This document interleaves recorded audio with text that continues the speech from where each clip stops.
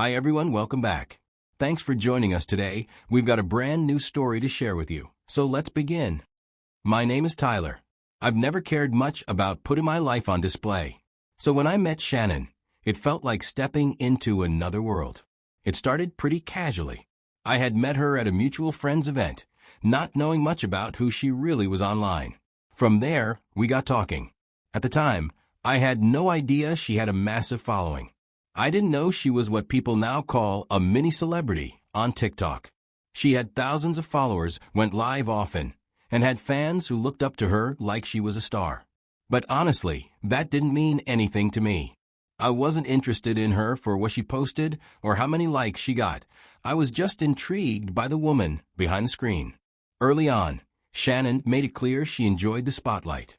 She'd go live all the time, walking through her day, doing makeup, sharing opinions with people, commenting in real time.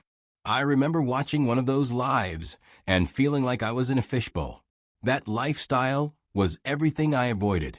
But she told me something back then that made me pause. She said, what people see online and who I really am aren't the same thing. She was convincing that I believed her. We began dating a few months after we met. And in the beginning, Shannon was all in. She was affectionate. I remember her saying, "You're different, Tyler. Most of the guys who talk to me want attention or want to ride off my following. But you didn't even know how many people follow me." And at the time, it did feel good to hear. But even early on, I noticed something in her that stuck with me. She had this way of reading people financially and socially. She would size up a room in minutes. She could tell who had money, who had influence, who had clout. I called her out on it once, saying, "Why you always talk about people's status?" She brushed it off and said, "That's just how the internet makes you think. But I'd never do that with you." And I somehow believed her too. At that moment, I thought I'd found someone special and exciting. But the truth has a way of showing itself slowly. After about a year of being together, something in her started to shift. The affection wasn't the same.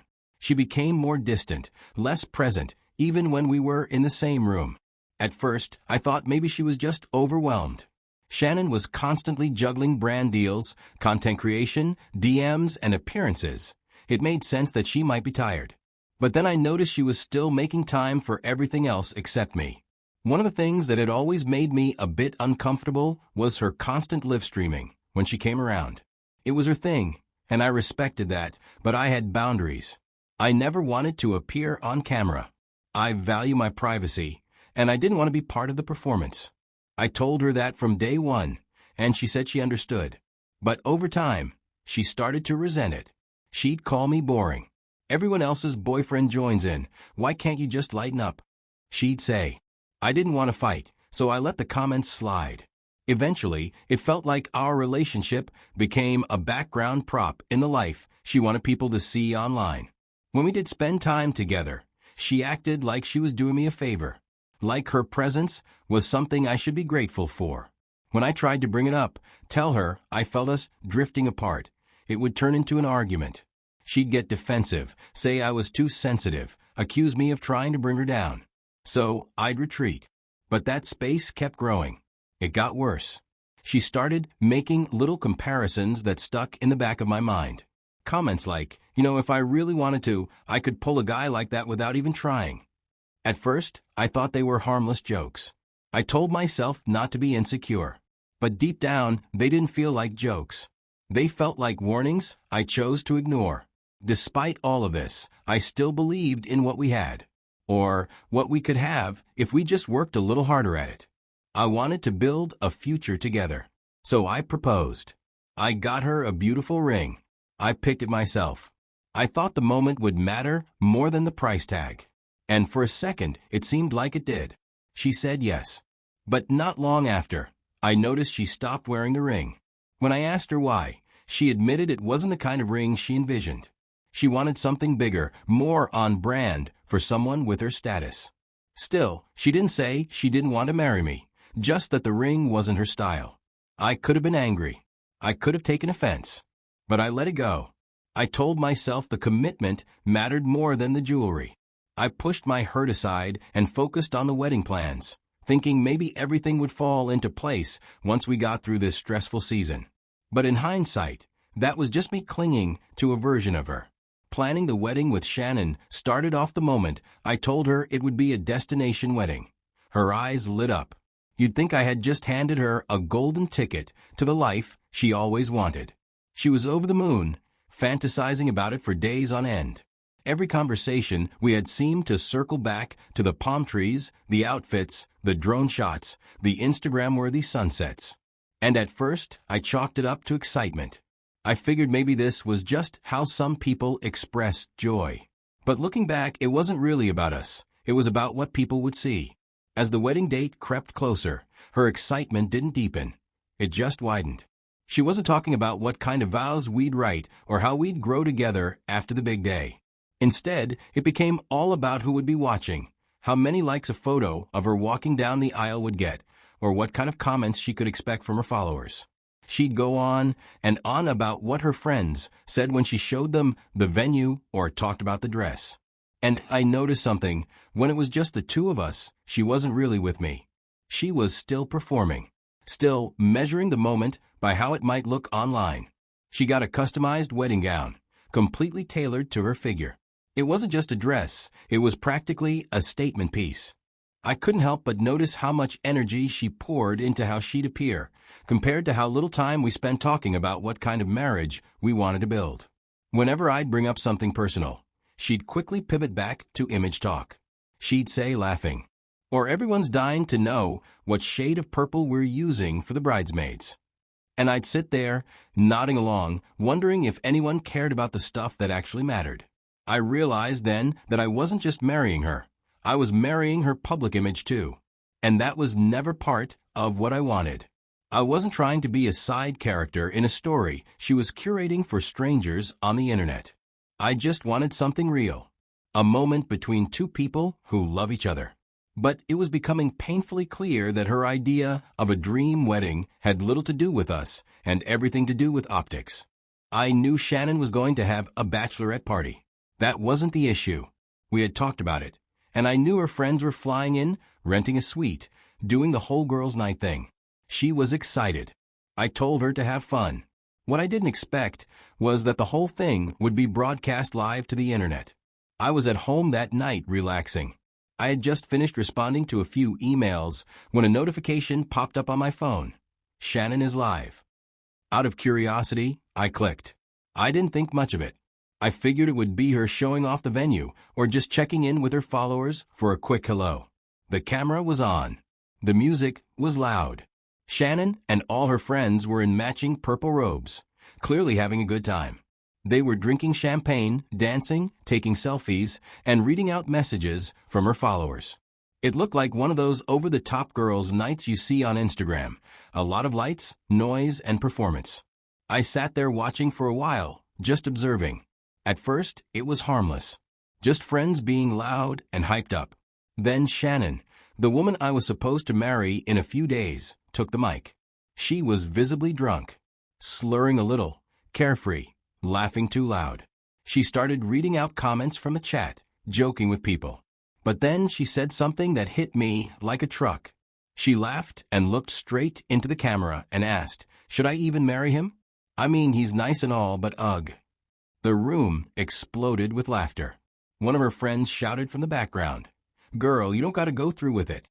And instead of defending me, Shannon laughed harder. And that was the moment everything shifted for me. Because it wasn't just what she said. It was how comfortable she was saying it. On camera. In front of everyone. And as crazy as it sounds, all those little things I had ignored over the past year came flooding back in one massive wave. The moments when she made subtle digs about me not being exciting enough for her social media. The times she'd hint that other guys were interested in her and she could easily get someone else. The way she'd pull away whenever I tried to have a serious talk, then twist it like I was the problem. And now, watching her mock me publicly for a cheap laugh. It was like someone finally turned on the light in a room I had been sitting in the dark in for too long. I wasn't just embarrassed. I felt humiliated, disrespected, and most of all, deeply betrayed. This was her letting the world in and dragging me out as the punchline. And I knew in that moment that this wasn't someone I could marry. Not now, not ever. So, I didn't argue. I didn't call her or make a scene. I didn't send a long, emotional message. I simply typed 3 words into the chat: "Don't bother." And that was it. The next morning, while she was probably sleeping off the drinks, I got to work. I contacted the wedding venue first and requested a cancellation. I knew the deposit was partially non-refundable, but I didn't even flinch. Some money is worth losing if it buys you peace of mind. I followed that up by calling the caterer and the DJ, letting them know we were no longer moving forward. One of them asked if everything was okay. I just said it will be. Funny enough, Shannon didn't even realize what had happened right away. It wasn't until she got some sort of notification or maybe a call from the venue about the payment reversal that she finally caught on. That's when my phone started ringing nonstop. From a woman who, on most days, could go a full day without checking in. Suddenly, she couldn't stop trying to reach me. Call after call. Text after text. I didn't answer. Then her maid of honor called me. She sounded frantic, almost rehearsed, trying to sweep the whole thing under the rug. She said it was just a joke, that Shannon didn't mean it, that she was drunk and trying to entertain the crowd. I told her flat out, that joke was the last straw. If she can't respect me when she's supposed to be celebrating our future, what makes you think she'll respect me once we're married? She paused, tried to spin it again, but I'd heard enough. I wasn't in the mood to be talked down from a decision that had taken months of disrespect to arrive at. Soon after, Shannon finally texted me directly. She didn't start with an apology, not even close. She opened with, "Why are you being dramatic?" Then followed up with, "It was just for laughs. You're really going to ruin everything over that?" I didn't respond. She kept texting. She said I was humiliating her, that I was throwing away everything over one comment. But the truth is, this wasn't about one comment. It was about a pattern, a deep, consistent lack of respect, in private, and now for all the world to see. She never once acknowledged the weight of what she'd done. Instead, she acted like I was the one who messed everything up. I genuinely thought that canceling the venue, blocking her calls, and ignoring her guilt-laced texts would be the end of that chapter. But a week later, there she was, back online, going live on TikTok, but this time the topic was me. I didn't watch the whole thing, but a friend sent me clips. In the live stream, Shannon was telling her followers about the toxic relationship she had just walked away from, flipping the entire story on its head. According to her, I was controlling, insecure, and didn't want her to have a life outside of our relationship. She told them I constantly held her back and made her feel small. Not once did she mention the live stream comment that triggered everything. Not once did she take responsibility for anything she said or did. She made it sound like she dodged a bullet. At first, I was angry because she was lying so confidently, so publicly, just to protect her image. She knew exactly how to play to her audience. She knew what words to use, how to cry on cue, how to make herself look like the one who was mistreated. And the worst part? Thousands of people were eating it up. The comment section was filled with strangers calling me a narcissist, saying things like, "You go, girl," and "good riddance to him." They didn't know anything. They weren't there. But that didn't matter. Shannon had already curated the version of the story she wanted the world to see. Now, I'm not the kind of person who enjoys public drama. I never was. But watching her twist reality so easily made me realize something. Silence only works when the other person isn't using a microphone to shout lies. I still didn't want to get into a public back and forth, but I also wasn't going to let her keep smearing my name without consequence. So, I got in touch with my lawyer. I explained everything. The lawyer took it seriously. We drafted a formal cease and desist letter, warning her that if she continued to publicly defame me, there would be legal action.